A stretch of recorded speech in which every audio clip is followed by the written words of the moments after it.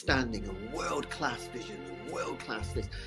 I'm a real leadership geek, honestly. I've spent my whole career reading books and chatting to people. I just find the whole thing and the announcement, the way it's been announced, bizarre. If you could move away from a model where teachers are so intensely focused.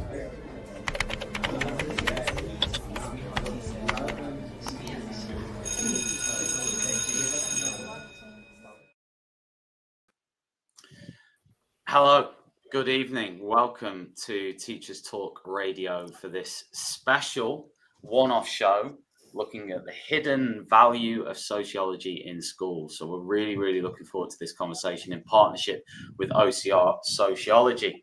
Before we kick off this conversation, it would be remiss of me to not mention that if you want to get involved in this conversation, you absolutely can do. If you're watching this on YouTube Live or X, first of all, tell us where you're watching from. Tell us where you're tuning in from, of course. But all the way through this conversation, feel free to get involved by posting a comment or a question to either of our guests, who I'm sure will be happy to have a go at answering it, or any comments, actually, just in general, on anything we're going to be discussing tonight. I'm joined this evening by a wonderful guest co-host, Jess. Jess, how are you this evening? Very good, thanks, Tom. Yeah, glad to be here. Thanks very much for the opportunity to co-host. Really looking forward to the conversation this evening. So we're going to be looking at what sociology can offer across the curriculum to schools in general, having some conversation around sociology. So we've got two brilliant guests this evening. We've got Sunny, who is a lead practitioner for teaching and learning over at JCoSS, down south in London, and he's an experienced leader of sociology departments, current sociology teacher, and has an interest in social change, driving social change across the sector and beyond the education sector.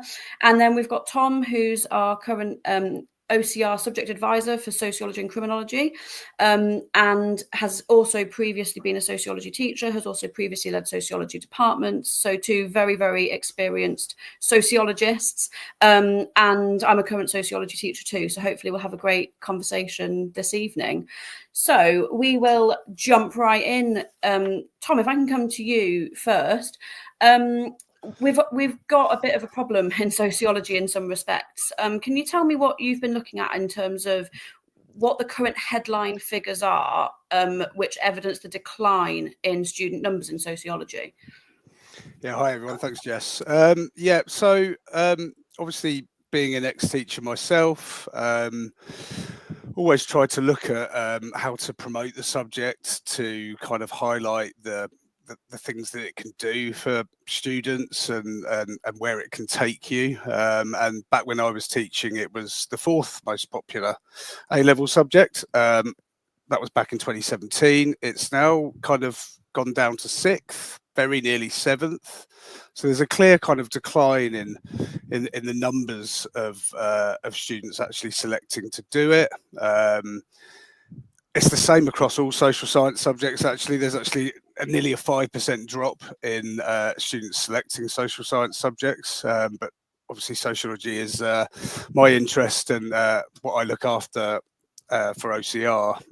And so what I've been trying to do as I've become subject advisor is really to kind of think about why that is the case, to kind of highlight certain groups of people who aren't selecting it and thinking about why. But yeah, as I said, 2021 there were 39,825 students doing sociology. You fast forward to summer 23, it peaked at 46,000 and now it's down to just above 40,000. So there's a clear drop.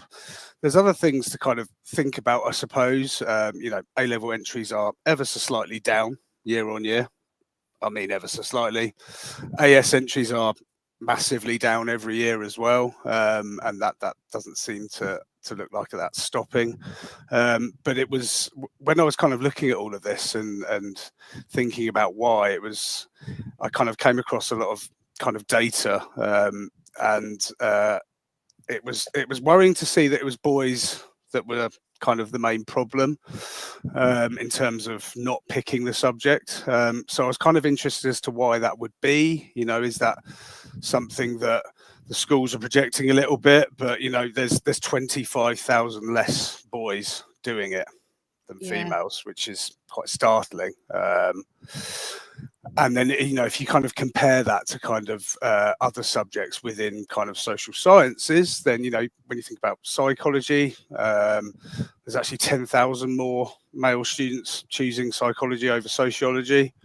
And there's 8,000 more choosing business studies. So that's really kind of where the kind of work and the interest comes from, I suppose. Yeah, I think it's interesting to look at the different demographics, isn't it, of students that pick any set of subjects. Sociology, we'll talk a little bit later about the assumptions that people make about sociology. But I do think it's interesting when you look at the subjects with the top A-level entries. You've got the sciences up there, you've got maths up there. And obviously it's not a competition. We want students to be engaging in education, whatever they're doing, but it certainly is something that sort of needs to be looked into. Sunny, have you experienced anything like that yourself? Have you noticed anything with patterns in terms of who's doing it? I mean, it's quite interesting. I'm fortunate. Firstly, thank you for having me on, everyone. It's quite fortunate where I work at. Sociology is a very popular subject, and it's in the kind of 6-7 years I've been there. There are definitely national trends that follow in terms of that boy-girl divide. Overwhelmingly girl heavy, kind of 90-10 split.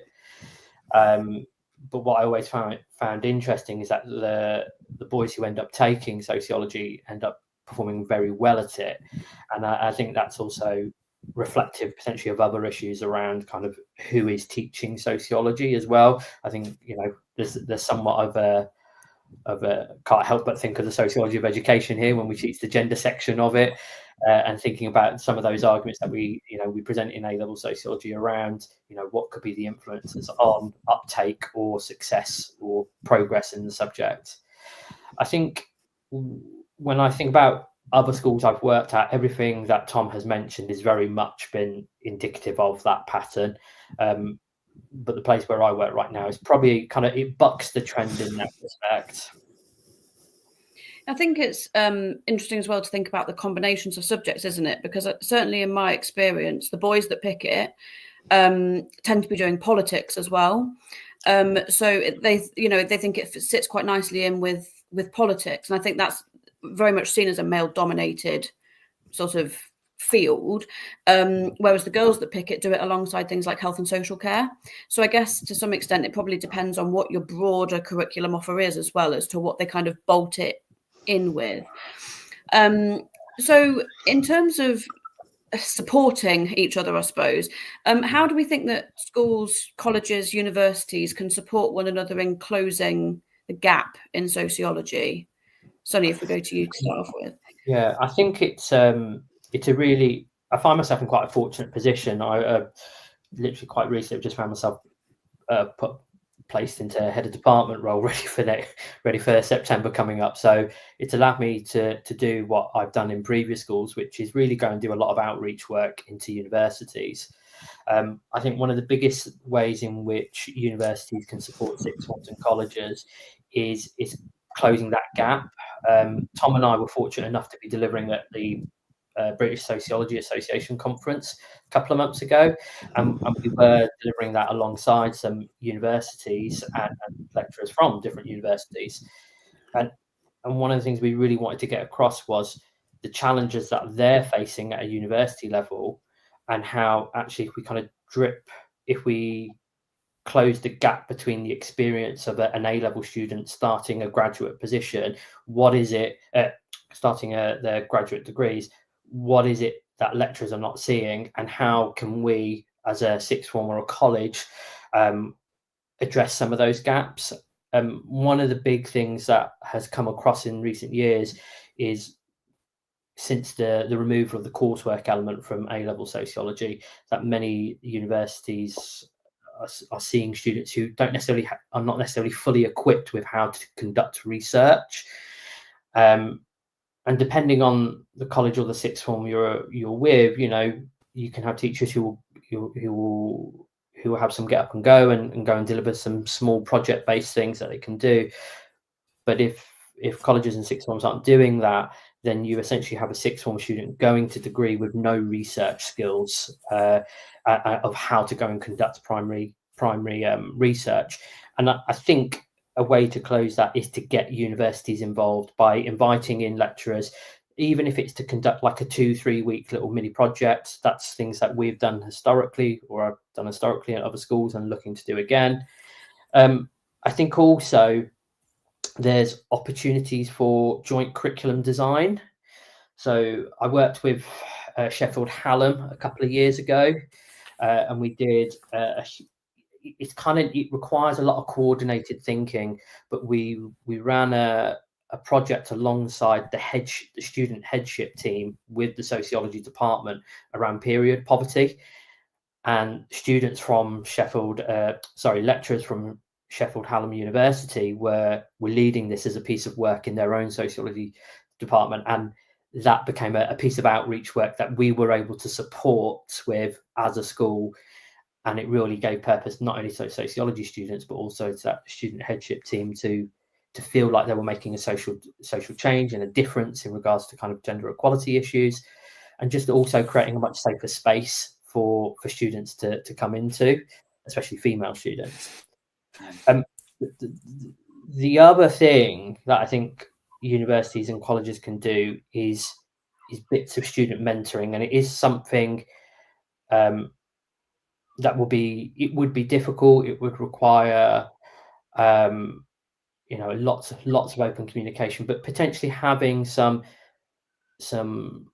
what are PhD candidates from universities coming in and working alongside say top quality, higher achieving end students on sociology courses, to kind of get them and encourage them into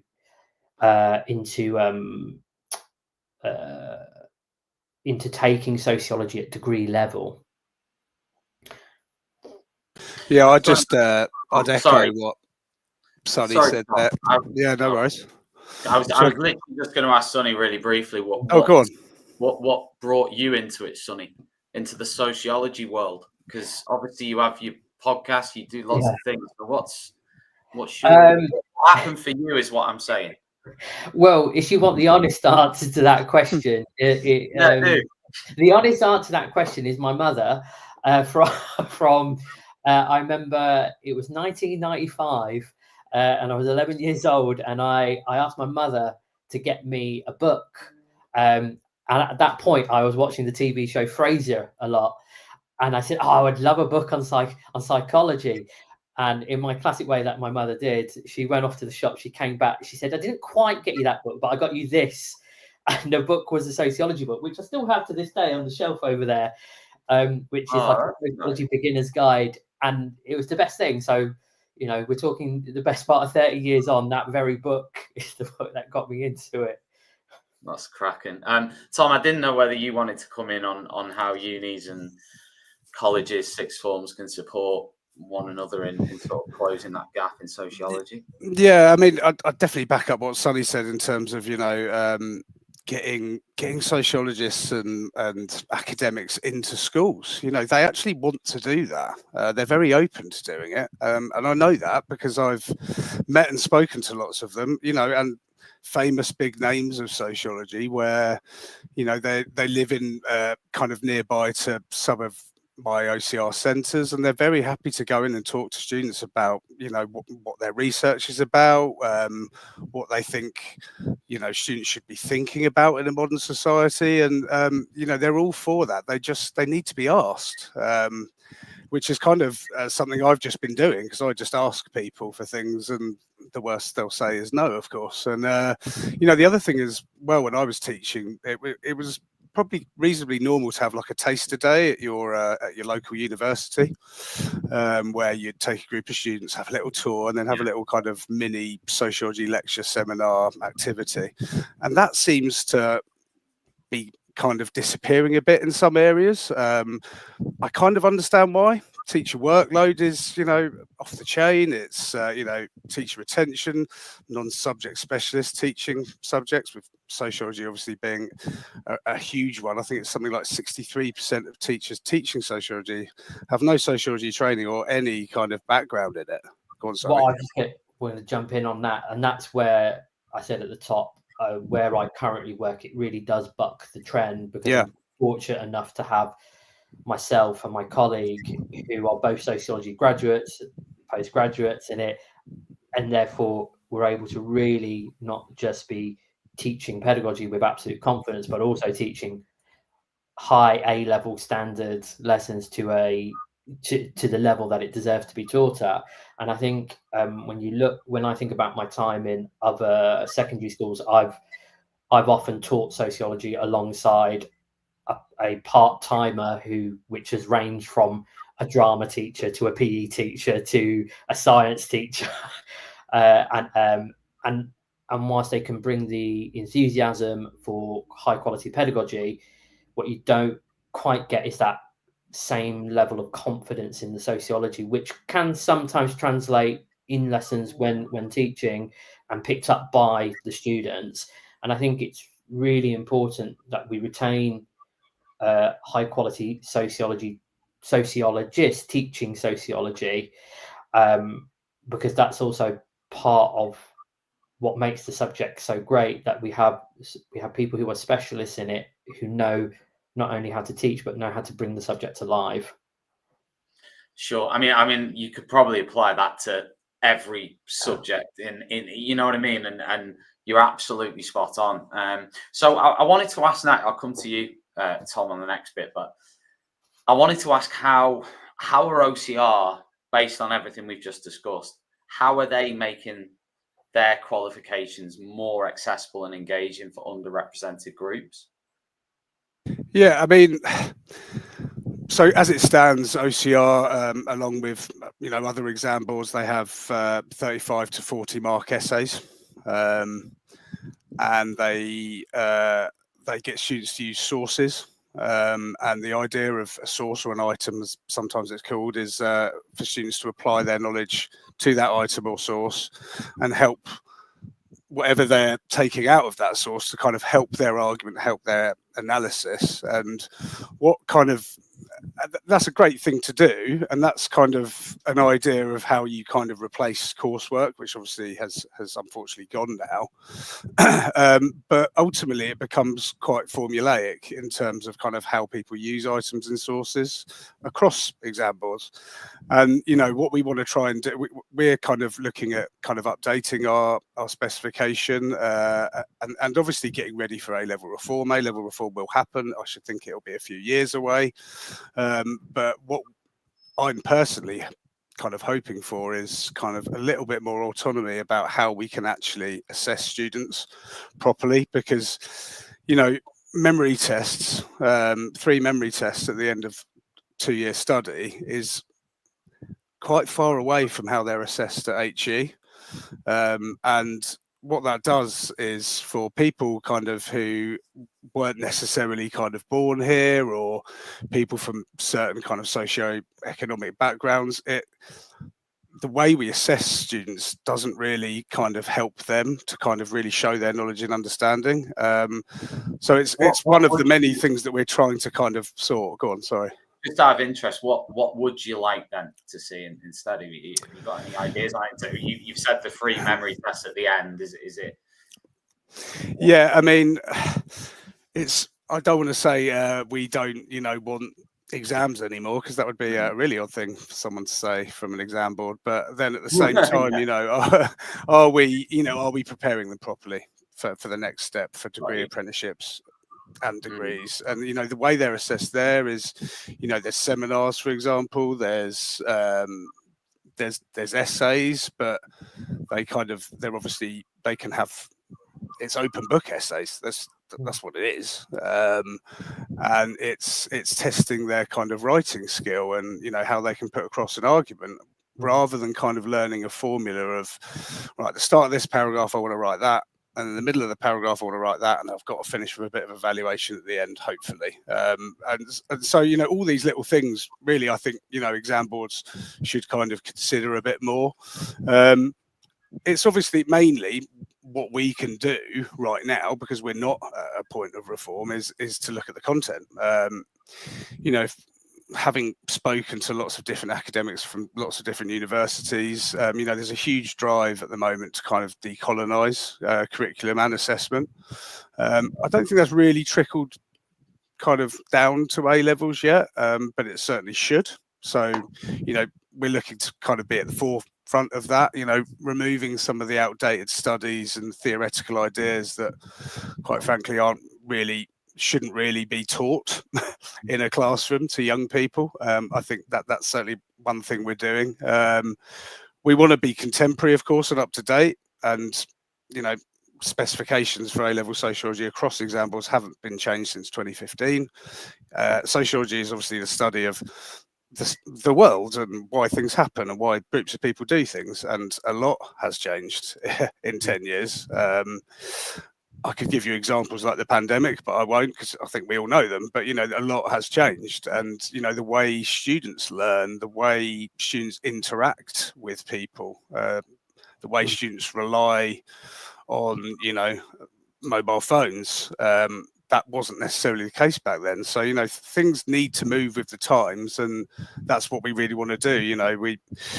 There are obviously some bits that we want to bring in, because we just, again, when we think about kind of identities, for example, our current specification talks about identities based on ethnicity and class and gender. But gender is still male and female on our specification, on every A-level specification. Non-binary and trans identities needs to be brought into that.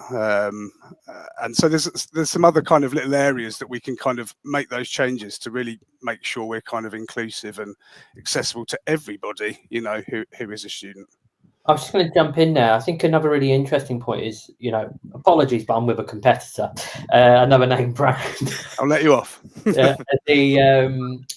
Is potentially, there's core units that have to be delivered, and they often end up being education or crime as kind of real staples of the course. But maybe also a little bit more freedom around centres being in choosing the topics they want to do across the 3 papers. If you take something like A-level history, there is so much choice because of the breadth and depth that goes on. You could do exactly the same with sociology. And I think, like you started talking about culture and identity there, that is, I know, definitely a topic I would like to, maybe not in this first year as I go back into the hod role, but maybe in the following years. Is to bring that back in, because I think it does kind of, whilst it doesn't have lots of your kind of dead white old European sociologists in there, what it does have is a kind of freedom to allow you to explore culture in regards to globalization. And I think if people were hemmed in by an option of picking 2 choices, in which for paper 2 this is, and picking, what is generally the norm, families and beliefs, on this particular exam board I'm with, it would allow people to feel free to go, right, actually, I'm going to do culture and identity, I'm going to do health, and actually, I'm not going to be trapped by education or crime. I can go over and go and touch on sociology stratification or sociology of politics and power, and that would, I think, be a real sense of empowering teachers in centres to feel brave and take it in leading their subjects. I don't know what the ramifications are on an exam board level, though. Would there be any ramifications, Tom? What, in terms of changing specifications, or? No, the whole idea of, no longer having 1 or 2 compulsory units. Yeah, I mean, it's interesting you say that, because the Department for Education kind of give every subject kind of baseline kind of level of knowledge that you've got to include in your qualifications. It doesn't matter what board you are, and it's the same for every subject. So, in sociology, it's everyone has to include this content. And again, that was done back in 2015. And, some of the kind of focus in that DFE content is outdated and, urgently needs updating. You have to include that DFE content, and you really have to highlight it on your specification. But they are interested in updating these. That is on their agenda. But, you know, from knowing a bit about the curriculum assessment review that's happening at the moment, and, you know, all the huge raft of change that I think will come, not that there's been that much change so far, but I think there will be a lot on the horizon.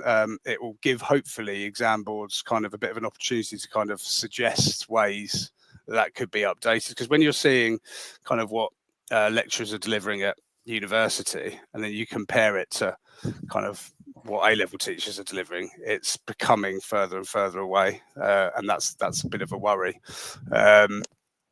The other thing I was going to say, just briefly, is, you know, in terms of what we're OCR are doing and what we want to try and do, obviously there is a lot of kind of, there's a state of flux at the moment with kind of vocational qualifications. The previous government kind of suggested that they would defund kind of all BTECs and Cambridge Technicals and applied diplomas.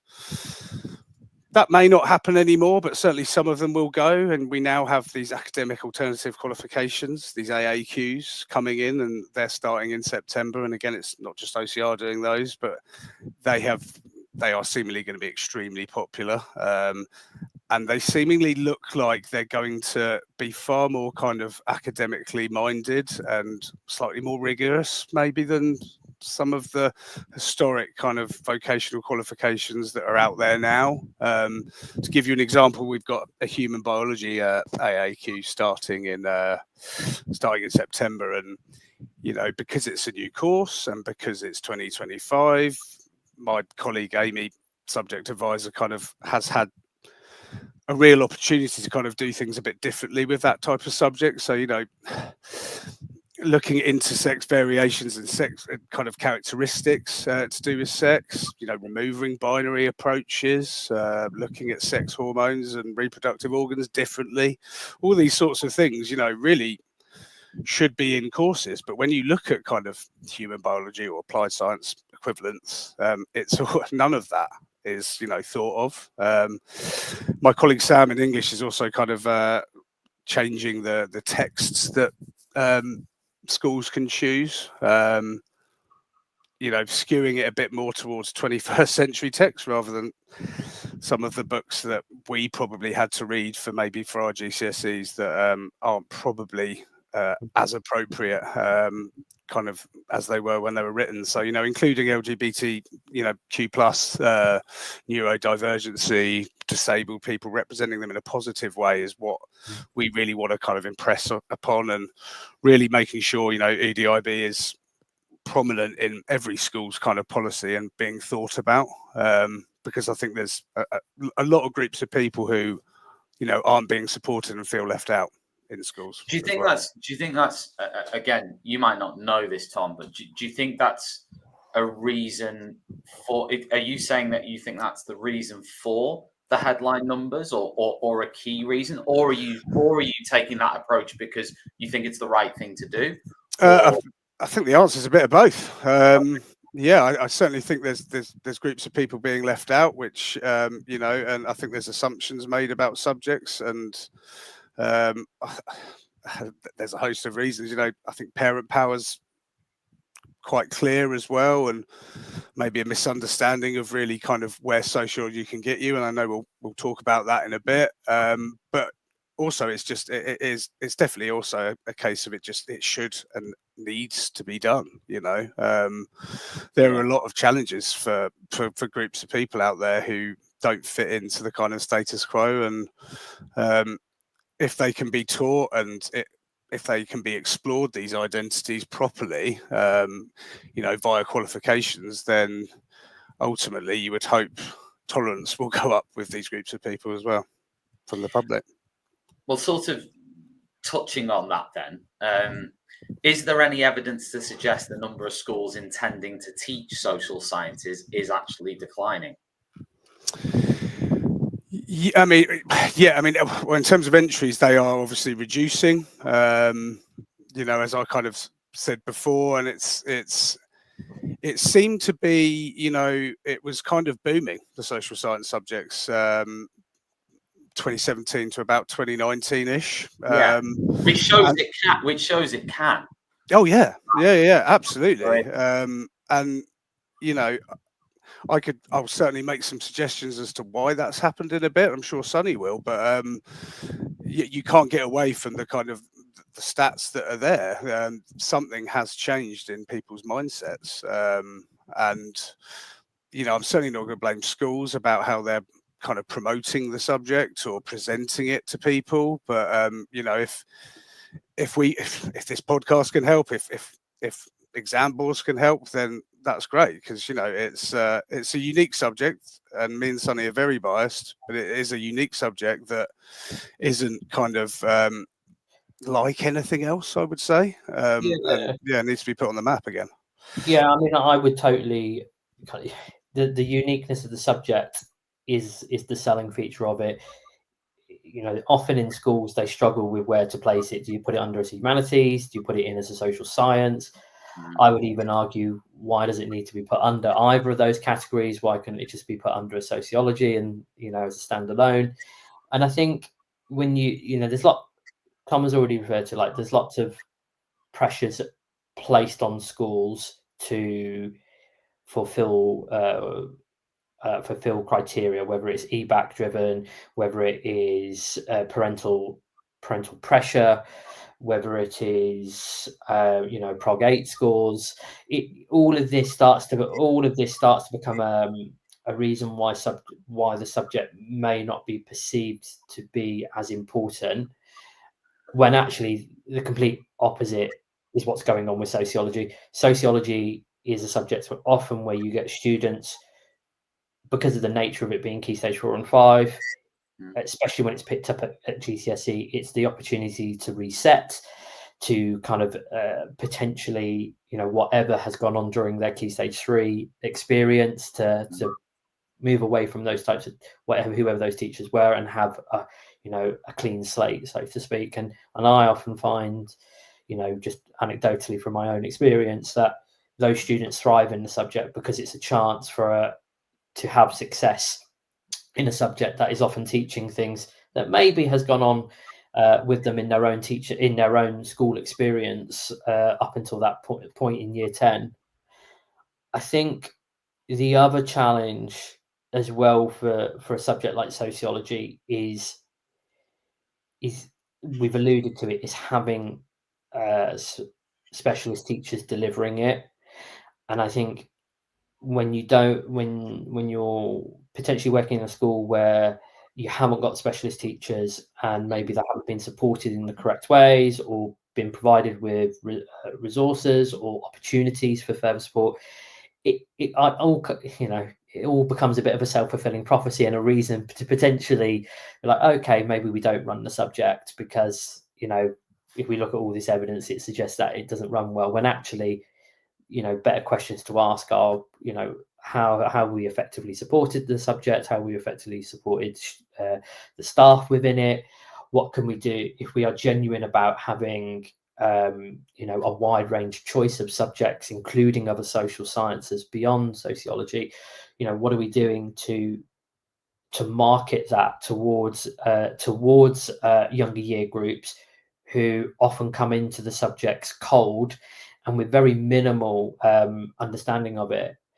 I was very fortunate to work at an all-boys school going back pre-pandemic, where sociology was in the Faculty of Social Sciences, and with it being academy status, it was able to run social sciences as a Key Stage 3, and what that did for the uptake of all 3-4 of the subjects was phenomenal. And I would say in an all-boys school where you could argue sociology, citizenship, psychology, maybe more female-led, the uptake for boys was incredible. And it actually pulled them away from maybe what were traditionally more male subjects at a GCSE option or even A-level option choice. And I think that's a big piece of work for schools to do, to get past the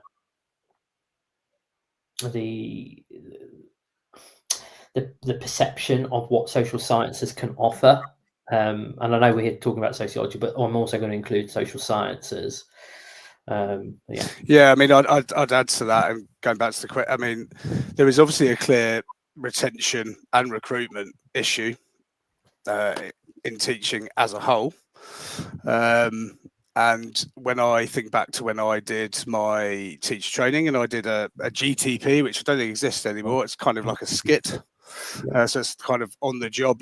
You're a career changer. You do a year, you're out of school, and you're kind of qualified. So I didn't do a PGCE, but I still, in my job, go to different universities and talk to PGCE students and visit local skits. And it's quite incredible when I think back to the kind of options I had when I was doing my skit, where I could do it.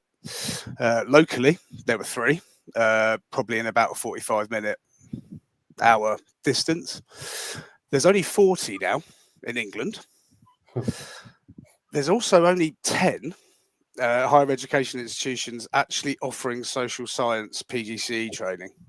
Compared to, sorry, Tom, so you're saying it's gone down from 300 to 40 in terms of the providers that are offering sociology? Well, I don't know how many it's come down from. Sorry. I mean, I said I had 3 as an option in my area, which is not a huge area. You know, when I think about it now, there's one about an hour away. There's only 40 skits out there that have social science teacher training. And I think that the most concerning thing about it is the universities. I mean, I've got this information from, you know, a friend from MMU who I visit every year and talk to their students, and it's like they can't find placements for their students. They are kind of in the north, one of the only kind of big HEIs kind of offering social science teacher training, and when you dig deeper kind of and have a real look, it's, you know, the government obviously under pressure to kind of recruit more teachers, and they have these kind of quotas that they need to fill. You know, it has been kind of suggested that these kind of these ITT providers have been told to kind of start being a bit more flexible about who they're letting on board to take the training, which obviously then means kind of people are concerned about the kind of quality. And if there's so many more opportunities to become a teacher, if I'm teaching science, maths and English, and of course there's a hell of a lot more, then unfortunately, you know, social science subjects kind of start to fall by the wayside. And, you know, when we talk about it in a bit about actually what you can do and what it gives you, the subject, it is strange, I must say. Mm-hmm. Well, following on from that, Sunny, I mean, I wanted to very briefly ask you, you know, your sort of favourite, because, you know, we've got to inspire these sociology teachers to come through. So, you know, if I had to say to you, as someone who's, by the way, sociology is in my school currently. So there is sociology at Key Stage 4. We only go up to 11 currently, so I'm sure probably will be in 5. But I wondered if you were selling it to me, right, before I'd started teaching, and you said, right, my favourite topics to teach in sociology are... So I think the topic of sociology of education is a phenomenal topic to teach. Okay. It is, you know, in terms of understanding everything that all of us have ever gone through, which is a lived experience of the schooling system. Hate it, love it, you know, it is a Marmite thing. And what I think this subject offers you is an ability to understand why you have potentially got to that position. And it uses a range of theoretical perspectives to help you kind of pin down where your beliefs might be coming from, whether it's a social class driven issue, whether it's a gender disparity, whether it is a more kind of slightly cynical descendant of the iron cage that is Webian thinking, but also, you know, the pleasures of a system that has really tried to varying degrees of success provide diversification of choice and option to fulfill the needs of various types of learners. And I think no matter what what you think of sociology, a topic like sociology of education is very grounding to every single person, because everyone is going to have a thought on, why was it my teacher treated me like X, Y, Z, or why was it, I seem to end up in bottom set for everything, or why was it that, after this particular seminal moment in my schooling experience, it led to a series of other choices that one made during the remainder of school. And I think what that topic does is bring light and studies and empirical research to understand what happened. And if I was trying to, if I was going into a new school and they said, oh, we're not offering sociology, I would very much lead with that argument, that what you and how this could actually help you as a leadership team, setting up a school is then helping the children in the school understand where we're trying to come from in that journey. That is really interesting. I hadn't thought of that, so thanks for that. That's great. Right. I love that topic. I've taught that topic for 18 straight years, so, and I still like to think that I still teach the same enthusiasm as I did in 2007-8. Well, let me ask you, Sunny. So, from sort of a student employability perspective, I know you did some research on your podcast around people who studied sociology and then employment. So I wondered if you could tell us a bit more about that, because I'm super interested. Yeah. So that happened about 3 years ago. I think the podcast started from just a series which was aiming to support GCSE students with revision for their exams. But what I was actually more fascinated with was where do you go with a sociology degree? Often what I was coming up against, whether that was in the school or whether that was with parental conversations, like, they love the subject, they love it, but where does it take them? And what that got me to do was reach out and do a lot of cold calling with a relatively high success rate, which always surprised me, of reaching out to people who did a sociology degree and or sociology A levels, and go, okay, so what did you do? What did you do with this skill set and this knowledge? Because there's only so far learning about Emile Durkheim can take you. So the things that came across to me were the importance of learning about values in deciding careers was a huge part of it. So understanding where their value system was coming from, understanding what drive a value system, and that helped them to make choices and decisions around, well, what type of employment is it they're looking for? Why might that motivate them? I think the most fascinating stuff is when I ended up talking to people who were ex-students of mine from 10 plus years earlier, and they ended up in a variety of careers. There's 40 plus episodes with 40 different careers in which people ended up in. So the positive of sociology is that it's an opening door subject, and it's not necessarily about applying Emile Durkheim or Max Weber to your way of life, but what it is about is taking those skills, those transferable skills, and applying it in a work setting. So people like Ellie Hanlon, Rosie Young, Lutzer Parrott, Liam Maguire, all people who I taught or met via LinkedIn, all spoke about the fact that the subject allowed them to do 5 things ultimately. It was to understand the systems they're working in. So, depending on the sector they're working in, it allowed them to understand why might it be driven in this particular way, and that's how sociology helped. It also allowed them to develop analytical skills, which, to be fair, in lots of subjects, but in particular, it was important for them to understand kind of like the pros and cons of how they make decisions. Allowed them to develop critical thinking skills, which I think is a vital skill in sociology, that ability to question and question the veracity of anything we're talking about. But the two big things was developing empathy and problem solving.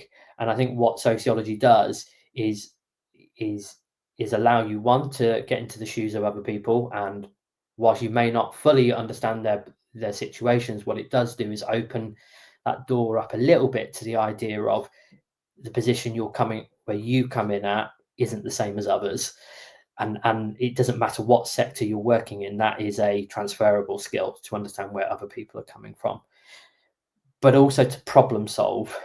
There is a question that they do on the A-level sociology paper where it is fundamentally about empathy and problem solving. It's about putting yourself in the shoes of stakeholders who might be impacted by a piece of research you go and conduct, and understanding why they might be interested in you coming along doing some research, or equally why they may not be interested in you coming along to that research. And I think that's a vital skill of life. At the school where I work at, teaching the subject is incredibly important, but also leaving them with a set of skills because of the subject that will help them navigate life is like super important. And I think sociology does that. And that's what the podcast series allowed me to find out, that those kids who I taught 10 plus years ago have been able to take that skill set and apply it in some very difficult sectors, ex-offenders trying to reintegrate back into society, people who are trying to deal with financial hardship, and people who are struggling in social housing. And that's all of that requires problem solving of the utmost skill and empathy. Yeah, I mean, it also shows you must be a pretty good teacher, Sunny, if you've found all these people and they said, yeah, sure, I'll speak to you. I think they want to show it off as well. I was overly flattering. No, I know. I think the careers advice around sociology is so directed at public sector work. And don't get me wrong, I love sociology, studied it, and then became a teacher. So I do get that. But, actually there's a hell of a lot of other kind of careers and occupations where you need seriously impressive interpersonal skills to actually get anywhere. And, there's a great organisation, by the way, which I must signpost, the Academy of Social Sciences, and they've done a lot of work around this as well. And, they've got case studies on people who are in acquisitions and mergers, pensions, kind of shares advisors, obviously sales and marketing, economists, business consultancy. And they've all got degrees in sociology, and it sets their CVs apart. It makes them more employable because actually they haven't necessarily just done the obvious degrees and A-levels that you would have to do normally to get those jobs. And I think, in a time where less people are going to university, far less people than certainly when I went, and degree apprenticeships obviously getting better and more popular, you've got to start thinking about different kind of skill sets. And I think some of the kind of careers guidance and advice around sociology is stuck in the past. And, if you modernize that, repackage it properly, you're going to have a more kind of successful subject for your school, and you can have bigger numbers. Sure. Sunny, I wanted to ask you with regards to sort of whole school practice, when thinking about Ofsted or the Gatsby benchmarks, how can sociology sort of support that or help with that? I sort of hate the idea of helping with Ofsted, but let's just say it maybe feel slightly cringe, but I think with sociology it does fulfill certain criteria, personal development, for British values, understanding things around gender. I think any form of identity related issue, which all falls under PSHE or personal development within an Ofsted criteria. Sorry, is what I mean. Sure. And also SMSC as well. So sociology hits a lot of that. My one problem with that is trying to get the message across also to staff as well as students and often senior leaders that sociology is not PSHE, but what it does do is is touch on those in more depth, whereas in PSHE or an equivalent, you're getting kind of the veneer level of those things. So, but it is most definitely not it's not a PSHE in that respect, but you are getting that fulfilled. I think in terms of Gatsby benchmarks, you've got probably Gatsby benchmark 4, so kind of linking the curriculum to careers. But I think you can see that in loads of subjects. So in that respect, sociology is unique, but it is not unique because all subjects do that. But it's about how far as a subject you're willing to go to get speakers in or people in who work in that industry. And one of the easiest ways that I've done that historically is always inviting people in who work for different organizations, and whatever the topic it is that's being taught, they come in with that point of view, and they're able to kind of share not only a case study that's being studied, but also just give a little flavor of what's it like to work in that sector, and what kind of aptitude and attitude do you need to have in order to be in there. I think with sociology, I was fortunate enough to do with the podcast series a huge amount of work also with Lancaster University with Alison Hugh, and she is really banging the drum for just how important the subject is on a careers level, because she talks about it at a higher education level, at a university level. What those young people have, or those young adults have, is a passion for the subject, but then it's the next kind of translating it into careers, literally at the point where they're about to jump off the last kind of rung of education. So I think ultimately sociology it's really helpful for keeping doors open to a whole range of sectors. But also what I would urge schools to do when thinking about picking sociology is understand the community they're catering for. The school where I work at, it is an academic school. It is a place where students will go on will go on to university and will access graduate positions probably with high starting salaries, and that is one thing. But also understanding if that's not the type of school you're working in, what is it that you want the young people to gain from the subject when going out into the workplace. And again, it makes me think of a different school I worked at where they totally got the message, like the community may not be able to access higher education for university to go and study sociology or other subjects for that fact, but what they understood was that the subject was there to develop skills which will then translate to employment within that community. And that's a lot of joined up thinking, but I think when you have good leadership, a subject like sociology can just really, really thrive. Brilliant. That nicely segues in, actually, because I wanted to ask Tom about the current careers guidance and whether that sort of does a bit of a, well, in your opinion, is it okay when it comes to like sociology, and is it maybe undervalued, overlooked? Yeah, I think it's often influenced obviously by the media and parents' misconceptions maybe about the subjects, and maybe lack of kind of understanding. What do you think, just to touch on that, what is the parental misconception? Do we know?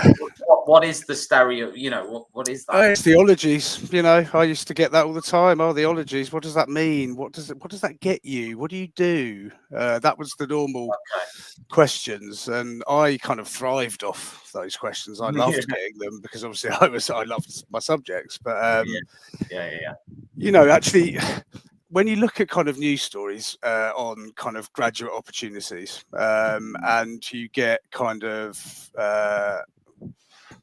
certain newspapers, let's just say that, kind of suggesting that there aren't enough jobs for kind of high quality, high caliber graduates who are trying to do things like medicine and engineering and law and things like that.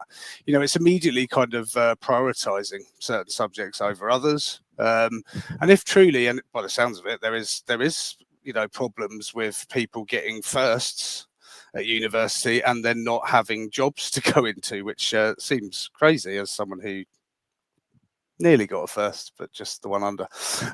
So I just think it is. I don't think things like the media massively help. I think kind of the anti-wokeism and the concern over kind of subjects that question the norm is quite apparent, and they will always kind of favour. There's always a focus, either coming from government policy or coming from other sources, that there are certain subjects that we must have more of these, we must have more people into STEM, and quite rightly we must have more girls going into STEM. I don't think we need more people going into STEM necessarily, but anyway, so I think there's lots of reasons as to why this possibly happens, but I just think we're missing a trick. I don't think 35 or 40 mark essays are too easy. I don't think teaching students about how to spot the signs, how to react, what to do, and the causes of things like misogyny, for example, and the dangers of social media should be ignored. That's two examples of obviously what you would talk about in a sociology classroom, and you mentioned the anti-woke thing. Is that why does that, excuse my ignorance here, why does that relate to the sociology? I think it's seen, I just think it's seen sociology as a slightly lefty kind of, okay, let's include everyone, let's make sure everyone's happy, that's when you teach certain theoretical perspectives, and Sunny will know what I mean here, it's certainly not all left-leaning at all. When you're teaching crime and deviance and you're talking about right realism and you're suggesting that capital punishment should still be the case, things like that. You have, as a sociology teacher, you have to come from every angle. The last thing I ever wanted to do is impress my kind of political beliefs on my class. I would never dream of doing that. I always kind of provided, I'm sure everyone else does, provided a balanced argument and let them explore all of those kind of ideas and let them come to a conclusion about that. And, I can't think off the top of my head another subject that necessarily does that, I suppose, and prepares people for, the modern world we're living in, where kind of AI and robots and social media telling me always what to wear and what to eat and all the rest of it kind of is doing. I've really got to second what you're saying there, because I think that whole idea of sociology often getting kind of bunched under as a lefty liberal type subject. I think when the subject is being delivered to really high caliber, you get all perspectives, you get all angles, and actually what you most importantly get is that critical conversation going on, where I will often say, if you think the argument is a flawed argument, then you need to find the holes in it and you need to dig away at it and chip and use your kind of evidence-based and your studies to help back up what you're talking about. And I think that's a really important skill that sociology develops, but at the same time isn't acknowledged or necessarily appreciated enough, because that ability to one of the things that always sticks out for me with sociology is Anthony Giddens. Giddens talks about the 9 ways in which sociology can be helpful in policy making, and one of the things that I always find just like pure gold, chef's kiss, is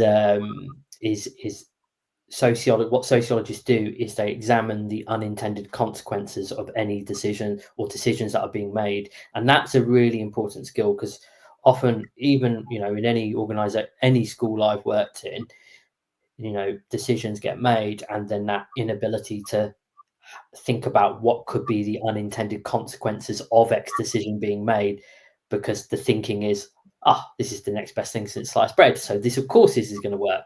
And actually, as a skill set, what we offer is that just that moment to pause and breathe and go, hold on a minute, what impact does this have on X stakeholder, Y stakeholder? And that is such, I think, an underrated skill that doesn't get picked up enough on a careers level, that we almost naturally think like that because that's how we're taught to think, whether you're doing it at GCSE, A level or degree. Yeah, I mean, I'd agree. And just to add something to go back to your question, Tom, which I'm not sure I fully answered, but, you know, when I was a year 9 student, I had careers guidance. I don't think it massively helped me, but I certainly knew what I didn't want to do. And then when I later on became a teacher, I was quite surprised that kind of things like connections, as it was called, I think, was shut down back in 2012, which was mandatory careers advice and guidance for all students before their GCSEs. So that none of that exists anymore. So it is up to the individual schools to actually do that early. Sure. And then mainly working in big sixth forms, you know, they all have their way of doing it. I've worked at some great sixth forms that did it very well, and I've worked at another sixth form that didn't really do it at all. So there's real inconsistent kind of outreach of this. And, you know, some schools are very excited about doing, really keen to do it, especially if they have an Ofsted inspection coming up, because obviously they want to evidence those Gatsby benchmarks that were mentioned. But there is still kind of the statutory guidance on careers and how to help students signpost careers that they might want to do has not been updated for, I think it's over a decade for sure, and we're still waiting for that. And I just think we're doing them a bit of a disservice. And as a teacher, you know, I kind of got asked a lot when I left teaching about 3 years ago. I was kind of like, so what shall I do now? You know, I love criminology. I want to be a scenes of crime officer. And I'm like, well, there's only one of them in the county. So, and there's 5 of you wanting to do it. So, you know, so they come to teachers, and teachers, unfortunately, just, you know, obviously will help and take the time out to help, but they have not got time for that sort of thing. And they need those services on the side to kind of help them out with some of the kind of legwork and the admin around that. And yeah, I really hope to see a change in that. Sure. Well, I mean, I know I asked Tom this, Sunny, but I don't know whether you've got anything to add on the parental conceptions of sociology. I mean, we've more or less sort of talked about that a bit, but I wondered if you had anything you'd like to add on that. Again, I think what's interesting is the context of the school where I work at now, compared to other schools. I think I'm quite fortunate to be in a setting where parents do see the value of the subject. They do understand what it adds, and there's a kind of a healthy respect for the subject because of what it does. I think when I've worked in other schools, parents have always come back to that same line of, you know, what can I do? What can my child do with this moving forward? I think there's also that element of it being seen as a little bit of a soft option. But it's not, is it? It really isn't a soft option. I've seen some of what the teacher does in my school, and I'm you've got to be up on stuff. Yeah, you've got to be switched on. But I think because of, you know, again, I'm thinking about the example we go with for A level here, the nature of what you ask a student to do, especially with that question where, you know, there are different stakeholders and how may they react to this, and react to this piece of research you want to do, and how will you negate this? That's, I think some early career teachers would find that quite challenging to kind of go to think beyond their own, where they're at, let alone how my middle leader or a senior leader or a parent or a governor or a child who's 10 years old with a learning. And that's actually what we ask of a 16 to 18-year-old to do in a 20-mark question. So, you know, my answer to parents when they say, like, the assumptions that, you know, it's a bit of a soft subject, where will it lead to? I think it will lead to your child being a lot more compassionate and a lot more empathetic as they move into future life, would be a really important skill and quality to have. Yeah, and what a great thing to tell your parents when you've been at school. What have you done today? I've done a survey on why people don't report bike theft. You know, it's not anyone's expecting, but actually, you know, can that impact later on? Can that be translated into proper impact? I think it can, you know, and OCR also does methods and context questions, Sunny, just so you know that. But you're right, though. It is great. You know, it's exactly what should happen. And, you know, fingers crossed we get to see some coursework again in the future, because that would be a really true way of cultivating those skills. I think that would set them up for uni. Well, obviously, as our partner on the show, OCR Sociology, if you've enjoyed this conversation so far, we haven't quite finished, but if you've enjoyed it so far, then definitely head over to OCR Sociology, check it out, find out a little bit more. I liked actually what Sunny, you were saying earlier about the Key Stage 3 sociology. I mean, I think that's a really interesting thing to sort of consider. In terms of, I don't know why I'm mentioning that again. I think I just mentally latched onto it. Maybe I'm going to find out later by using my own sociology sort of tool, which is having conversations with myself using AI, you know, so, but I did like the Key Stage 3 sociology thing. Well, I'll tell you what's interesting with that. At that particular school, they started the GCSE in year 9. You know, whatever your opinion is on that, it is what it is. But the fact that they were able to do what was social sciences in year 7 and 8, what was fantastic, because one, it gave a real power of kind of collegiate working between a group of social science teachers, which included politics, citizenship, sociology, psychology, economics. And so what we were all able to do within the year 7 curriculum, but the curriculum map was basically all have a half term each dedicated to what is the subject and what are the basic tenets of it. And then in year 8 was to take similar threads that run across the 6 subjects and wearing a different hat each lesson in terms of solving a social problem from an economist point of view, from a psychologist point of view, from a government and politics point of view. And that was really powerful stuff, because those pupils got a full understanding of the subjects they potentially were going to take. And I, you know, to this point, as far as I'm aware, they still run that even after the time since I've gone. But it's a way to promote. So, you know, I know we're here talking about sociology, but it's a way to promote the social sciences and the value they bring. Well, I wanted to sort of round off, Tom, I'll come to you sort of on this one, but you know, how can schools promote sociology and make it more appealing in general, but also at open evenings and things like that? You know, what can they do? Yeah, I mean, there isn't a one-stop approach maybe to kind of putting sociology kind of further on the radar.